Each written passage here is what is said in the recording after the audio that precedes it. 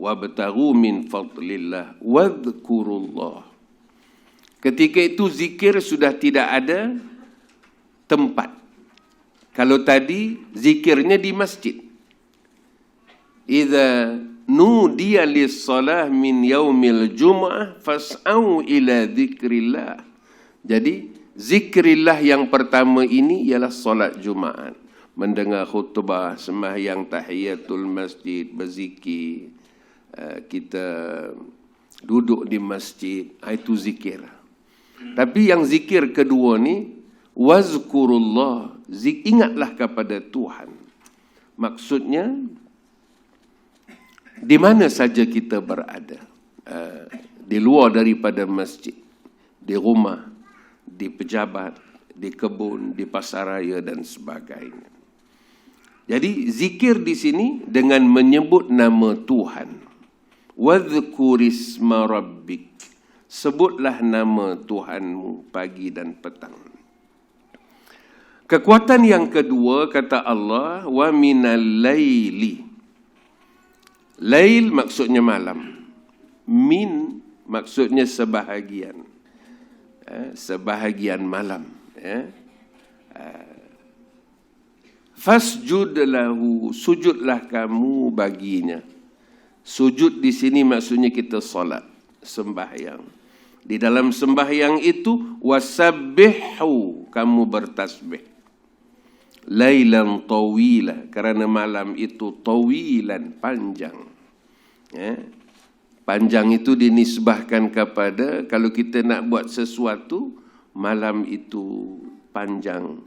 Peluang kita untuk sujud kepada Allah itu terbentang luas. Malah masanya fleksibel. Tuhan bagi waktu yang anjal. Kalau sembahyang fardu siang, masanya anjal juga, tapi ada tempoh. Tapi kalau sujud waktu malam ini, Tuhan kata, muka surat 350, ya ayyuhal muzammil, wahai orang yang berselimut, qumil lail, bangunlah beribadah tahajud pada waktu malam. Illa qalila. Tuhan suruh kita sedikit saja, jangan sampai tak tidur. Qalila, sedikit. Di sini keanjalannya. Nisfahu, separuh malam. Waktunya separuh malam. Kalau kita mula malam pukul 10 sampai pukul 6, artinya separuh itu pukul 2. Pukul 2. Atau awin qus minhu, ataupun kamu kurangkan. Kurangkan itu sama ada kamu awalkan ataupun kamu lebihkan pukul 2 tadi. Qalila. Au zid alaih, atau kamu tambah. Sebaliknya kamu tambah sampai pukul 4, 4.30, pukul 5. 5.30 tu dan lagi. Sebab subuh 5.50. Jadi 5.30 masih boleh lagi. Ini yang saya sebut tadi, waktu solat malam itu Tuhan bagi kelonggaran, keanjalan kepada kita disesuaikan dengan diri kita. Ada orang dia tak boleh berjaga, dia kena cukup tidur dia. Tapi syaratnya kena tidur dulu. Dia tak boleh berjaga, kena kopi kaul, lepas tu dia tahajud, tak boleh. Syaratnya tidur. Sebab Tuhan nak uji tidur dengan solat. As-salatu khairum minan naum. Jadi tidur dengan solat itu ada ujian. Jadi itu waktu dia. Waktu dia anjal. Kemudian kalau nak tambah lagi, warattilil Qur'ana tartila. Kamu bacalah Al-Quran itu dengan tartil. Dengan tartil dalam arti kata kita membacanya dan kita tadabbur. Kita baca dengan perlahan, kita mengambil, menghayati huruf dan juga kalimah ayat-ayat yang kita baca walaupun sedikit. Ini amalan untuk kekuatan jiwa yang diperintahkan Allah kepada Nabi.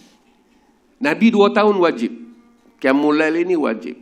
Kemudian turun ayat memberikan kelonggaran kepada Nabi, option. Nak buat boleh, tak buat pun tak apa. Tapi kepada kita dia sunat, tidak wajib. Ya. Sebab dalam hidup kita ini, kita akan menghadapi bermacam-macam bentuk cabaran. Jadi nak menguatkan kesabaran tadi, tidak boleh secara teoretikal. Melainkan kita sendiri menyiapkan jiwa kita. Sebab ujian Allah Ta'ala ini berbagai bentuk. Walanabluwannakum bisyai'in. Apa sahaja Tuhan kata bisyai'in. Dengan apa sahaja bentuk. Cuma Tuhan sebutlah ada 5 bentuk ujian. Ya, minal khawf wal ju' wa naqsin minal amwal wal anfusi wath thamarat. Ya, ini Tuhan uji kita dalam kehidupan. Ya. Kita ini. Tapi bukan itu sahaja. Masing-masing kita, Tuhan uji kita tidak sama dengan orang lain. Kadang-kadang ada persamaan. Tapi umumnya kita lebih tahu. Jadi untuk menghadapi ini, kita perlu kepada persiapan psikologi, persiapan emosi. Yang lebih umum disebut kekuatan rohani. Ya. Pertama, wazkurisma rabbika bukratan wa asila. Yang kedua, wa minal lail fasjud lahu wasabbihu lailan tawilan. Kita jangan terpengaruh dengan satu kumpulan manusia, kata Allah. Inna haulai, mereka ini, mereka itu, yuhibbunal ajilah. Mereka ini betah dengan hidup duniawi. Mereka ini suka kepada perkara-perkara yang mendatangkan hasil yang segera. Adapun ibadah yang disebutkan tadi, kita tidak dapat instant result, hasilnya. Tapi ada orang dia lebih suka kepada al-ajilah. Perkara-perkara yang instant, yang segera dapat dia punya result. Jadi golongan ini sangat berpengaruh. Lalu kata Tuhan, mereka ini wayadharuna wara'ahum yauman thaqila. Mereka tidak memperdulikan hari kiamat, hari akhirat. Wara'a dari segi bahasa maksudnya belakang. Mereka membelakangkan hari kiamat. Mereka tidak siapkan diri mereka untuk hari kiamat. Yauman thaqila, hari yang berat. Hari yang berat itu disebut di sini, sebenarnya orang-orang kafir amat betah dengan hidup duniawi yang segera. Serta mereka tidak mempedulikan kesudahan pada hari yang berat, iaitu hari kiamat. Jadi, orang boleh bangun tengah malam. Sekiranya dia punya dusun, dapat hasil tengah-tengah malam tu. Tapi untuk bangun 2 rakaat, sangat berat. Begitulah. Dia boleh bangun 3-4 pagi apabila ada World Cup. Kerana itu sangat menjiwai dirinya. Tapi untuk bangun 2 rakaat, itu cerita kita lah. Sangat berat. Tapi ujian-ujian ini Tuhan sampaikan kepada kita supaya kita fasjud lahu wasabbihu lailan tawilan. Jadi golongan ini sangat berpengaruh. Malah dia tidak menyalahi dari sudut kesihatan. Sebab itu yang tak bolehnya tidur lewat ataupun tak tidur malam. Sebab itu ibadah ini Tuhan sebut qalilan wa minal lail, a portion of the night, sekejap saja. Kata Nabi, walau bi raka'ataini, walaupun 2 rakaat. Jadi Tuhan tidak galakkan kita sampai tak tidur malam kerana beribadah. Ibadah tapi sekejap. Pertengahan, di hujung ataupun di awal tidur sekejap, maka kita laksanakan. Orang-orang yang suka kepada kehidupan dunia ini, kata Tuhan, dia kena insaf. Nahnu khalaqnahum. kami sebenarnya menciptakan mereka, ya, sehingga dia membelakangkan hari kiamat. Malah wasyadadna asrahum, kami menguatkan sendi tubuh mereka. Tuhan jadikan segala organ, segala sistem neuronya, segala sistem yang ada dalam diri kita ini, Tuhan kata wasyadadna asrahum, menguatkan sendi tubuh mereka. Jadi bila kita sedar ini semua, maka sewajarnya lah kita bersyukur kepada Allah, menunaikan apa yang disebut Qiyamul Lail tadi. Pernah ditanya kepada Nabi oleh Aisyah, "Ya Rasulullah, engkau maksum, engkau Nabi, engkau Rasul. Kenapa engkau Qiyamul Lail sampai bengkak kaki?" Ya. Kita bengkak kaki pasal gaul. Ya. Bila ditanya kepada Nabi, kenapa engkau bersungguh Qiyamul Lail ini, mengambil berat? Ya. Nabi jawab dalam bentuk pertanyaan. Kata Nabi, salahkah aku untuk menjadi seorang hamba yang bersyukur kepada Tuhan? Jadi soalan dijawab dengan soalan. Afala akuna abdan syakura. Salahkah aku untuk menjadi hamba yang bersyukur? Jadi Aisyah menerima jawapan dalam bentuk soalan daripada Nabi. Sebab dia tanya Nabi, kalau kamu dah macam ini, apa lagi nak ibadat? Banyak-banyak ni. Malam kan time tidur, kamu masih lagi berdiri sujud, rokok dan sebagainya. Jadi jawapan Nabi cantik sekali. Afala akuna abdan syakura. Salahkah aku untuk menjadi hamba yang bersyukur kepada Allah? Ya. Jadi diperintahkan ini supaya kita tidak terjejas fizikal kita. Kalau sampai dah menjejaskan fizikal kita untuk menunaikan tanggungjawab kita yang lain, maka kerana itu Allah sudah buat syaratnya di sana, wa minal lail, sebahagian daripada waktu malam. Semua ini kata Tuhan, ya, kalau kamu tidak mau untuk mengikut cadangan ini, ya, boleh sahaja kata Allah, wa idza syi'na baddalna amthalahum tabdila.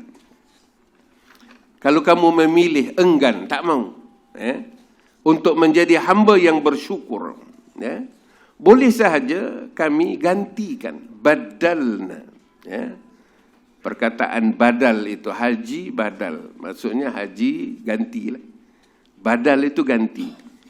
Kalau kami mahu, kata Tuhan, badalna amthalahum tabdila, iaitu kami gantikan mereka dengan orang-orang yang seumpama dengan mereka. Kalau kamu tak mau, ada orang yang bangkit, solat, baca Quran di waktu malam, ya. Tuhan tidak memerlukan kamu, ya, kalau kamu tidak mahu. Dan Tuhan simpulkan dengan inna hadhihi tazkirah. Ini adalah peringatan. Jadi tazkirah ni maknanya terpulanglah. Ini peringatan kata Tuhan, ya. Kalau kamu mahu, faman syaa, kalau kamu mahu, ittakhadha ila rabbih, kamu mengambil satu jalan untuk menuju Tuhan kamu, sabila, jalan menuju Allah Subhanahu wa ta'ala. Kalau kamu nak pilih tidur sampai ke subuh, silakan. Tapi kalau kamu nak bangkit untuk sujud kepada Tuhan, maka kata Tuhan, ittakhadha ila rabbihi sabila, maka kamu mengambil satu jalan ila rabbihi, menuju Tuhan. Cuma kita kena ingat, kalau kita buat ketaatan, itu adalah dengan izin Allah, dengan kehendak Tuhan, bukan kerana kehebatan kita. Kalau kita ada satu-satu kelebihan dalam agama, kuat puasa, kuat ibadah, kuat baca Quran, ya, Tuhan ingatkan kita, wa ma tasyauna. Ya, kalau kamu mahu sekalipun, itu tidak lain illa an yasha Allah, melainkan dengan kehendak Tuhan. Jadi sebab itu dalam surah Al-Kahfi, Tuhan kata, jangan kamu sebut sesuatu kamu nak buat besok, petang ini, melainkan kamu berkata illa an yasha Allah, melainkan dengan kehendak Tuhan. Walaupun kita ada perancangan, insya-Allah kita kata. Ini sebenarnya kalimah tauhid. Perkataan yang nak mengukuhkan hubungan kita dengan Allah. Walaupun kita ada perancangan, tapi kita kata mudah-mudahan dengan izin Allah, dengan kehendak Allah. Wa ma tasyauna illa an yasha Allah. Kalau kita tengok terjemahannya di sini, yaitu sesungguhnya segala keterangan yang disebutkan tadi peringatan, tazkirah. Betapapun juga kamu tidak mampu menempuh apa yang kamu nak buat, illa an yasha Allah, kecuali bila dikehendaki Allah. Jadi kalau kita kebetulan boleh buat perbandingan, ini tak dapat, ini dapat, tapi kita kena ingat itu adalah dengan kehendak Allah, bukan dengan kesombongan kita memisahkan diri kita dengan asbab atau ketentuan daripada Allah. Inna Allah kana aliman hakimah. Allah itu aliman hakiman. Ya, ini juga manusia, masyarakat kita, dia bila nak letak nama cucu tu dia bubuh nama aliman, hakiman, samingan. Sebab itu nama-nama Allah nak disebatikan dalam diri. Kerana kata Nabi, berakhlaklah kamu dengan akhlak Tuhan. Takhallaqu bi akhlaqillah. Jadi akhlak Tuhan itu aliman, hakiman, kaunuhu qadiran, kaunuhu basiran. Dijadikan nama-nama kepada masyarakat kita, kerana mereka nak mendekatkan diri anak cucunya itu kepada Tuhan, lalu disandarkannya kepada nama Allah. Kadang-kadang ditambah dengan hamba, abdu. Dan nama itu nama Allah, hamba Allah. Contohnya Tuhan kata dalam Quran, wa ibadur rahman, hamba-hamba Tuhan yang penyayang. Jadi Ustaz Gemah Hadi dia buh nama anak dia Abid. Abid itu seorang hamba. Kalau ibad itu plural. Jadi Abidur Rahman. Dia ambil perkataan Abid. Ataupun disebut Abdur Rahman yang sering digunakan. Maka akhir sekali, kita dimasukkan ke dalam syurga adalah dengan rahmat Tuhan. Yudkhilu man yasha'u fi rahmatih. Dimasukkan kita ke dalam syurga itu adalah dengan rahmat Tuhan. Pernah ditanya kepada Nabi, termasuk engkau ya Rasulullah, ya? Kalau tidak ada rahmat Tuhan, kasih sayang Tuhan, maka kita tidak mendapat syurga. Jadi yudkhilu man yasha'u fi rahmatih. Dia berkuasa memasukkan siapa sahaja ke dalam syurga dengan kehendaknya, di bawah rahmatnya. Adapun wazzalimin, orang-orang yang zalim, mereka disediakan azab yang pedih. Begitulah sedikit sebanyak terjemahannya. Untuk langsung kita pergi ke muka surat 349.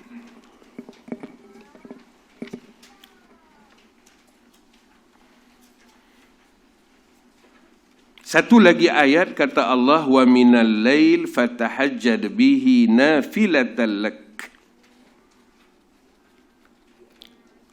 Bangunlah sebahagian daripada waktu malam. Asa an yab'atsaka rabbuka. Mudah-mudahan. Asa di situ mudah-mudahan. Ya, semoga Tuhan engkau membangkitkan engkau pada hari kiamat maqaman mahmuda, satu kedudukan, satu maqam yang sangat terpuji, maqaman mahmuda. Jadi bangunlah mendirikan solat tahajud pada waktu malam. Kadang-kadang kalau kita gagal untuk melaksanakannya secara peribadi, boleh kita anjurkan qiyamul lail bersama, qiyamul lail perdana ke satu malam dibuat untuk membiasakan. Cuma kita kena bayangkan, solat tahajud ini kita nak apply kepada keluarga kita, kepada anak menantu kita. Kepada jamaah ni saya yakin sudah selesai. Tapi kepada keluarga kita, untuk mendapat kelebihan-kelebihan ini, penting kita menjadi model atau role model ini kita mainkan. Bagaimana ini boleh kita laksanakan? Sebab Nabi, dia keluarga dia kalau bulan Ramadan, dia kejutkan untuk tahajud, untuk qiyamul lail. Kerana kita yakin, apabila keluarga kita, mereka turut sama melakukan apa yang disarankan oleh Allah dalam ayat ini, sudah tentu kita punya gelombang yang sama. Pemikirannya, cita rasanya, matlamat hidupnya. Sebab cabaran daripada keluarga itu sendiri sangat besar. Jadi justru وَذْكُرِ اسْمَ رَبِّكَ بُكْرَةً وَأَصِيلًا, sebutlah nama Tuhanmu pagi dan petang.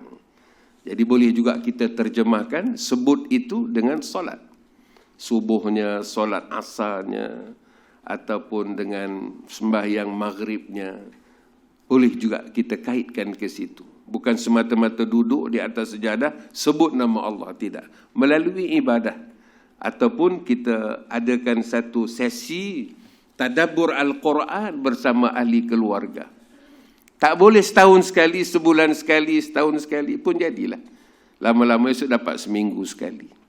Weekend kita amalkan, kita anjurkan bersama.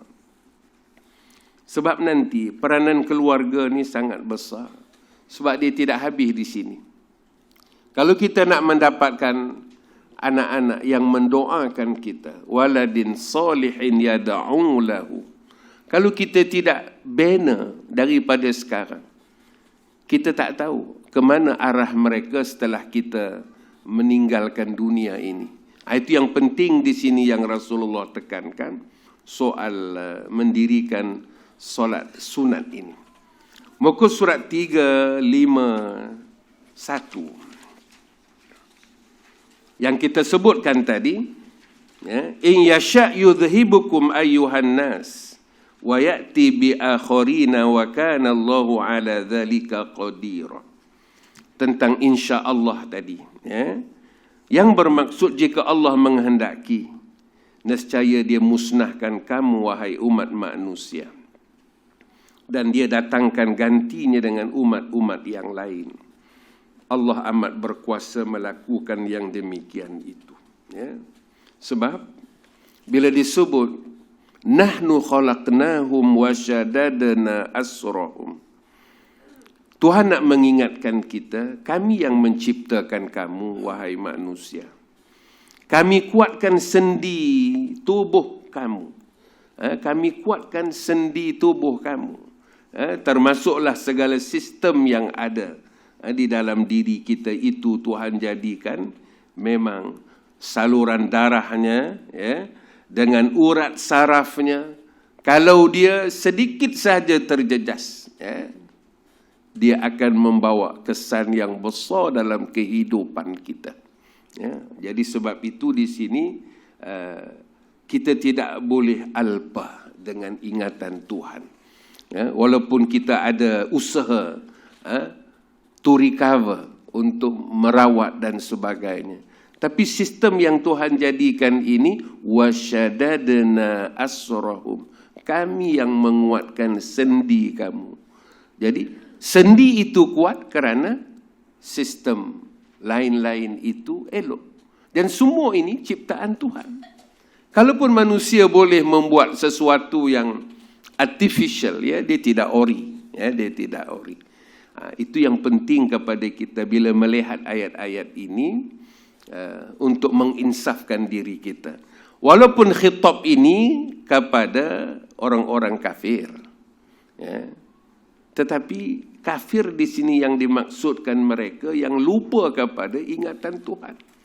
Jadi, kalaulah kami mahu, in yasha' yudhibukum ayyuhan nas, kami boleh musnahkan kamu semua, ganti dengan yang lain. Apabila Tuhan perintahkan kita bersungguh-sungguh mendaulatkan agamanya, lalu kata Tuhan, kami boleh gantikan kamu dengan orang lain. Infiru khifafan wa thiqalan wa jahiduna. Untuk berjihad pada jalan Allah, berangkatlah kamu dalam keadaan ringan dan berat. Sebab kalau kamu enggan, kata Tuhan, wa yastabdil qauman ghairakum, kami boleh ganti dengan kaum yang lain, yang bukan macam kamu, yang tidak ada komitmen, yang tidak ada kesungguhan. Jadi selagi tanggungjawab ini dipikulkan ke atas diri kita, maka bersyukurlah kita untuk menyempurnakannya. Ayat yang kedua sebagai penutup, in yasha' yudhibukum wa ya'ti bi khalqin jadid. Jika dia kehendaki nescaya dibinasakannya kamu disebabkan oleh keengkaran kamu, lalu didatangkan pula dengan makhluk yang baru. Dan makhluk itu wa madzalika 'ala Allahi bi'aziz. Tak ada masalah bagi Tuhan nak menggantikan kita dengan yang lebih baik apabila kita sendiri tidak mahu memikul tanggungjawab agama ini. Jadi sidang jamaah sekalian, nombor 7 muka surat akhir sebagai penutup. Keberuntungan kerana dapat masuk syurga, terhindar daripada seksa neraka adalah dengan kehendak Allah. Dialah yang mengasihani hamba-Nya yang beriman, menyeksa manusia yang zalim dengan seksaan yang pedih, iaitu neraka Jahannam sebagai seburuk-buruk tempat untuk dihuni. Jadi sebab itu imam kita akan baca ayat ini ketika sudah dikebumikan